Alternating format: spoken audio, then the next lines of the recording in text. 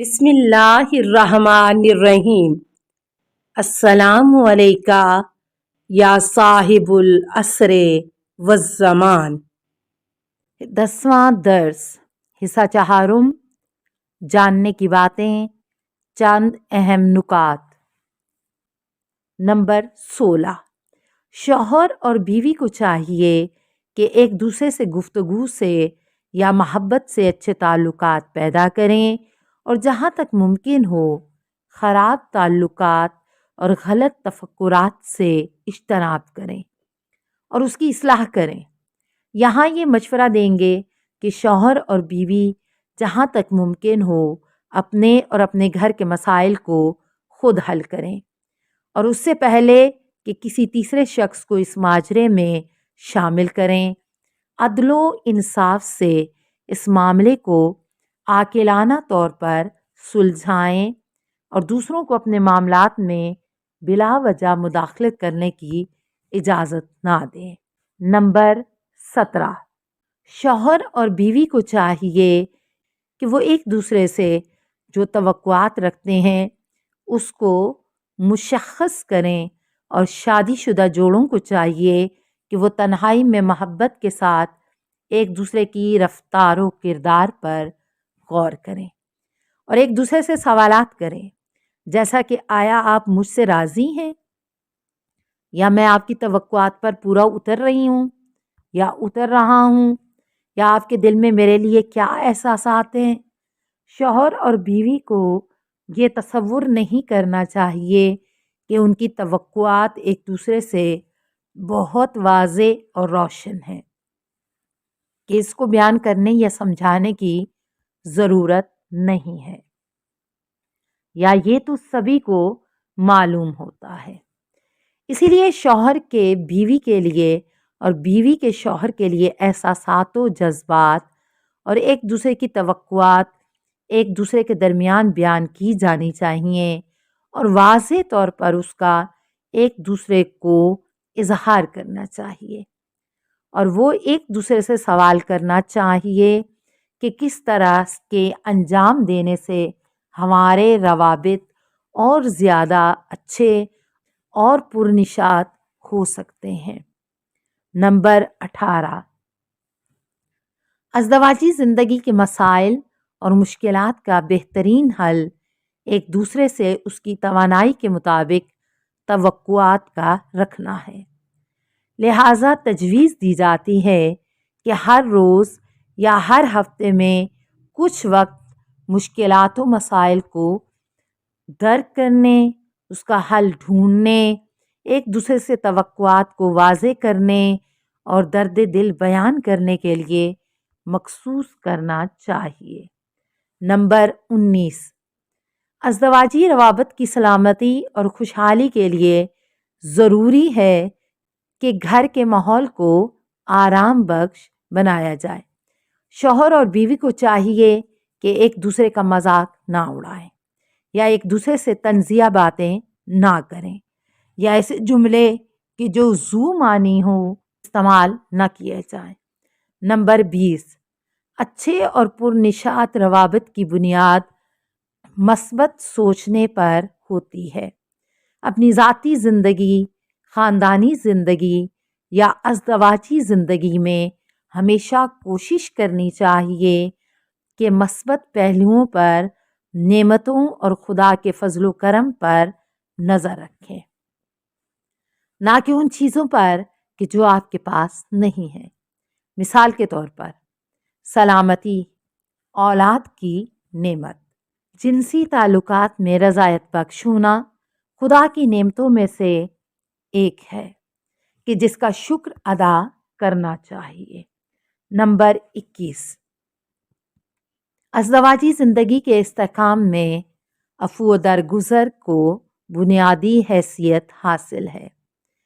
اس لیے ایک دوسرے کی غلطیوں سے درگزر سے کام لینا چاہیے اور ایک دوسرے کی خطا اور غلطی کو تحمل کرنا چاہیے۔ یہ نکتہ خاص طور پر شوہر حضرات کو مشورے کے طور پر عرض کیا جاتا ہے کہ اپنی بیوی کے ساتھ مہربانی اور نیکی سے پیش آئیں، غصے اور بے انصافی سے پرہیز کریں۔ نمبر 22، شوہر اور بیوی مختلف ایام میں جیسا کہ سالگرہ، شادی کی سالگرہ اور مختلف عید و تہوار کے موقع کو یاد رکھتے ہوئے تحائف کا رد و بدل کریں، چاہے تحائف چھوٹے ہی کیوں نہ ہوں، جیسے گلاب کا پھول ایک دوسرے کو دیں تاکہ آپ کی محبت اور عشق کا اس سے اظہار ہو سکے۔ نمبر 22، شوہر اور بیوی پر فرض ہے کہ وہ ایک دوسرے کے لیے اپنے آپ کو سجائیں، سنواریں اور آراستہ اور پاکیزہ رکھیں تاکہ ایک دوسرے کو اپنی طرف متوجہ کر سکیں اور پریشان کن اور نامرتب حالت سے اجتناب کریں۔ نمبر 24، انسان پر نفسانی خواہشات کا اثر زیادہ ہوتا ہے، اس لیے دوستی کرتے وقت خاندان یا قبیلے کے لوگوں سے ملتے وقت یا دوسرے شادی شدہ جوڑے سے ملتے وقت احتیاط سے کام لیں۔ یہاں تاکید کریں گے کہ شوہر اور بیوی دونوں مل جل کر معیار مشخص کریں اور جس کی بنا پر دوسروں سے دوستی یا دوستانہ روابط قائم کر سکتے ہیں۔ نمبر 25، ایک دوسرے کی غلطیوں اور خطاؤں کو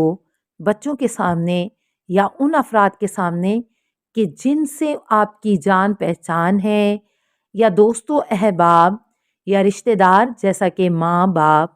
سسر ساس وغیرہ کے سامنے ذکر نہ کریں اور اس کی احتیاط کریں، اور ایک دوسرے کے احترام کو ملحوظ خاطر رکھیں اور ہمیشہ کوشش کریں کہ بچوں کو بڑوں کا احترام کرنا اور ماں باپ کی عزت کرنا سکھائیں۔ نمبر 26،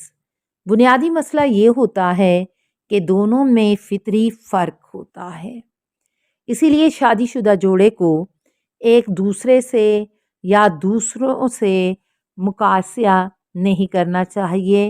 اور شادی شدہ افراد کو ان قدرتی اختلافات کو